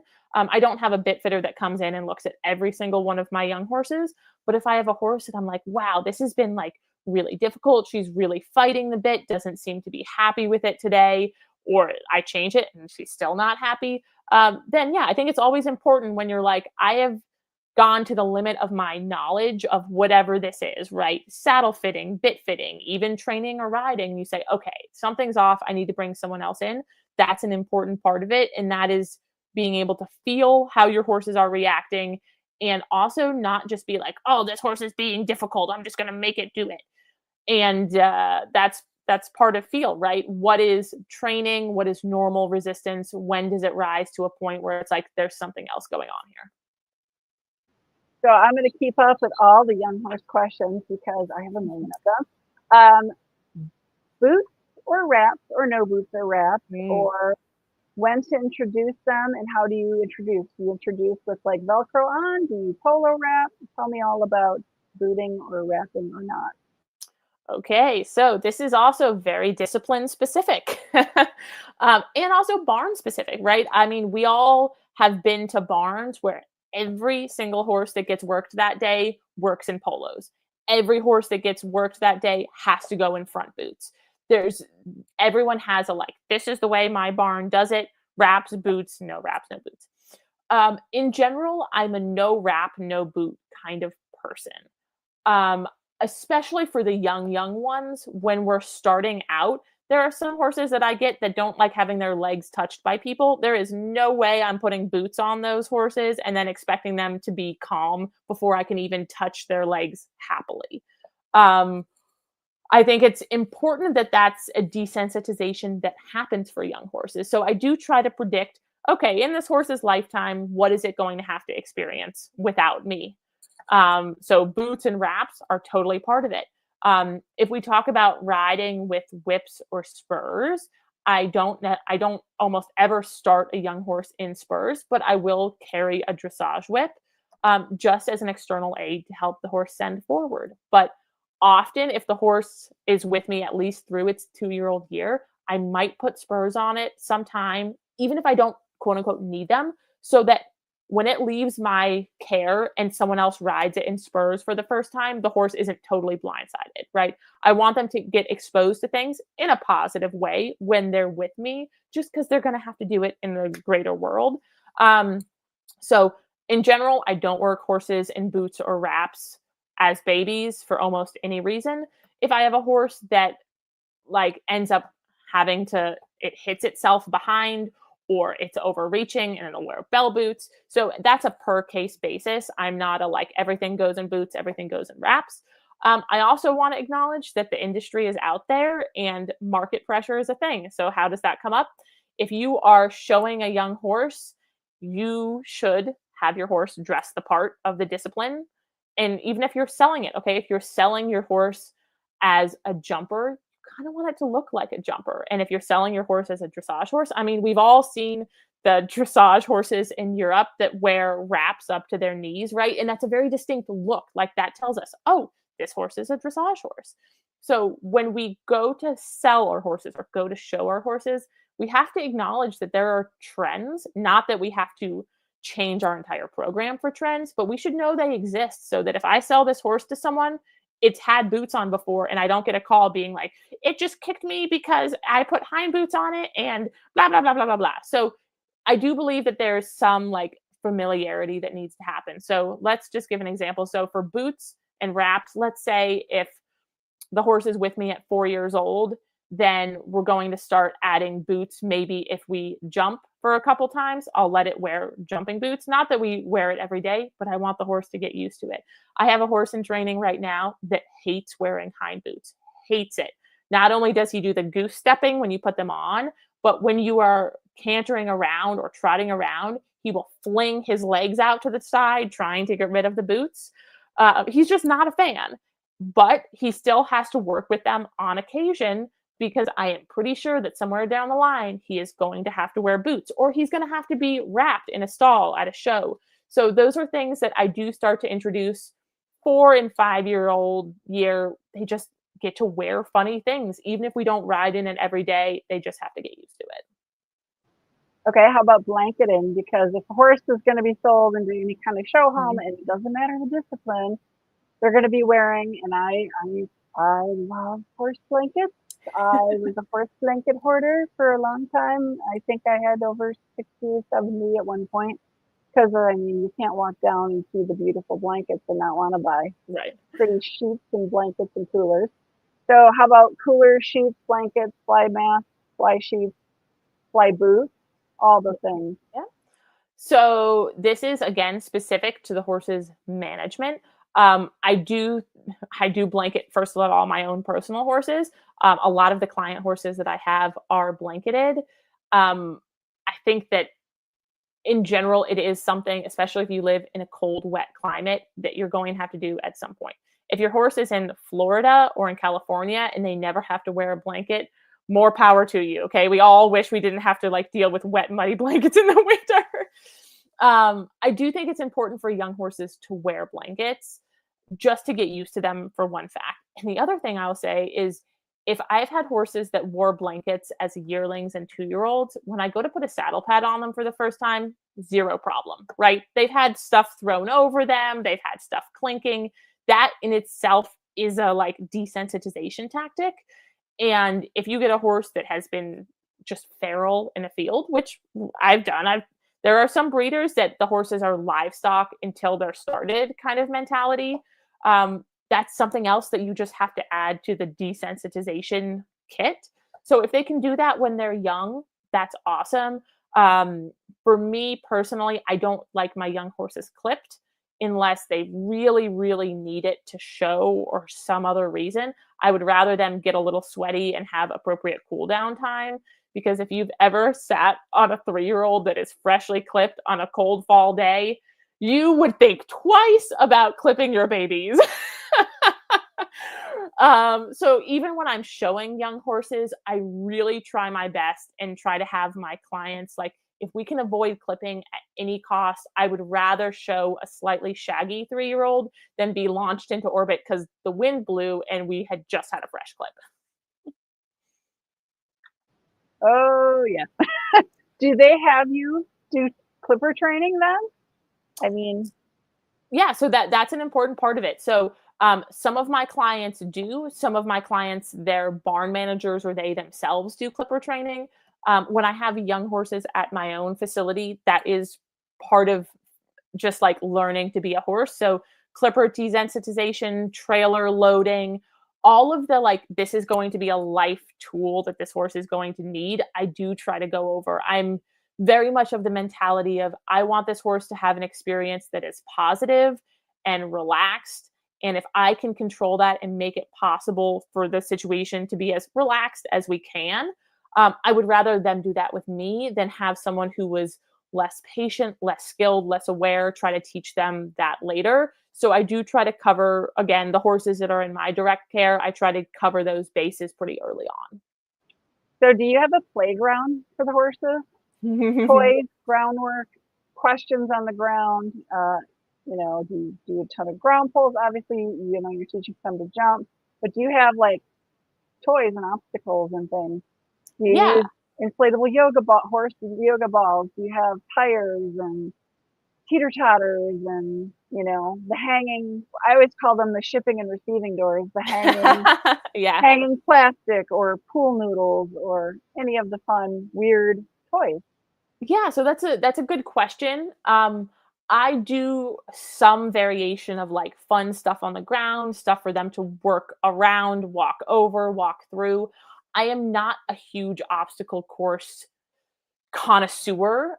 So I think it's an important thing. So I'll do tarps, we'll do fake flowers, we'll do like funny ground pole setups. But that is like a learning day that will happen. I don't have one set up permanently. I'm not a person that again, so I don't teach any Western disciplines or like trail horses. So I don't really teach them to like walk over the teeter totter or go up on like the little narrow balance beams. That's just not something that I produce horses for. I think that's great. And if you want to teach your horse to do that, like that's only going to benefit it down the road. So I do a lot of groundwork that involves things they're going to see. And some of that is like age appropriate. So I have a 5-year-old right now, and he's probably going to be a jumper. So we're learning about Liverpools. And so I start really basic. My tool, which I got from a breeder friend of mine who is very smart, is she uses a blue yoga mat to start. So something that doesn't make like a crinkle sound, but is a visual and is the color. And that way they can touch it or bite it or throw it, whatever happens. And it's not super scary. It's like the initial step. And so I do like to introduce that on the ground. And then once they're comfortable with it on the ground, walking over it, walking like around it, walking with a pole on top, then I'll introduce it under saddle. So some of those things are like age specific. So we do some like groundwork, fun balls, stuff like that. But that isn't a like, I'm not going to do this every day. That's just one element in like the overall training program. That's fun. Well, what about things like, I'm just trying to think of like, you know, a lot of your clients, like you said, the horses are going to end up in the show ring, like banners on the wall. You've Oh, got yeah. flowers everywhere. You've got umbrellas, you know, flapping umbrellas or, you know, scary judges stands or, Yes. you know, that kind of thing is, you know, what do you try to introduce if you can? Yeah. So therein again lies the fact that I don't yet have my own facility. So I try to like bring as much of my crazy stuff as I can to each barn to teach, but there's only like so much that I can do. So I don't always have the opportunity to be like, I'm going to put up banners around your entire indoor, guys. Hope that's fine. Now, sometimes I can. Sometimes I have clients that are like, oh, that's a great idea. I've absolutely had multiple horses that freaked out about the banners the first time we went to a show. I do try to do things like play music over speakers or play noises over speakers, just like a portable speaker that I can carry around. Even something silly like I took a horse to a dressage test once and I forgot it had never heard a whistle. And they whistled right next to us and the horse freaked out. And I was like, oh, that's a great way to start my test. Uh, so I have over time like added a library of things in my head of like, make sure they've experienced this, make sure they've experienced this. And then I think you can try to prepare them as much as you can, but in the end, you just have to go and do the thing and ride out the consequences. And that's where I feel lucky that I'm still young enough to do this. So I have shown 3-year-olds under saddle and I have shown horses in their first large environment. Like, okay, we went into a jumper ring and it had all the international flags and I had never shown that horse a flag before. And I was like, well, today we're going to learn or today we're going to leave the arena. and I feel that it's a little bit of test of how well I've prepared that horse, even if it hasn't seen that exact object or this exact scary thing. Can we still ride through it? Can we still work through it? Because you can't prepare for everything. You can try for a lot, but in the end, you have to put the proof in the pudding and go and do it and see if your training held up, if your horse is with you. And that's the joy of young horses. You have to be prepared to ride the horse for the experience and not for the ribbon. You remind me of two stories. Clapping is always fun, but of Oh, course, you don't know yeah, about yeah. clapping when you're, the clapping after a test can get you killed. Absolutely. But I remember the first young horse I sold into a barn in Northern Illinois. That barn and paddocks and everything eased right up to the Amtrak train. So Oh, that horse learned. They were like, make sure you come between here and here to drop the horse off so that the train doesn't come by while you're unloading. I was like, ooh. So that horse got to be very bomb. He was yeah. already bomb proof, but got to be more. But I do remember the first time showing at a facility that had 3 flagpoles, and it was a breezy day, and the flags were snapping. And the farm where I was at, no flagpoles, and the horse was like, gawking, and I was like, oh, we're gonna die. But Yeah. yeah, those are always. I mean, like you. I think you've done a good job of explaining. You can try to teach everything, Yep. but the best thing is to put a foundation on the horse, where the horse learns to trust its handler or rider.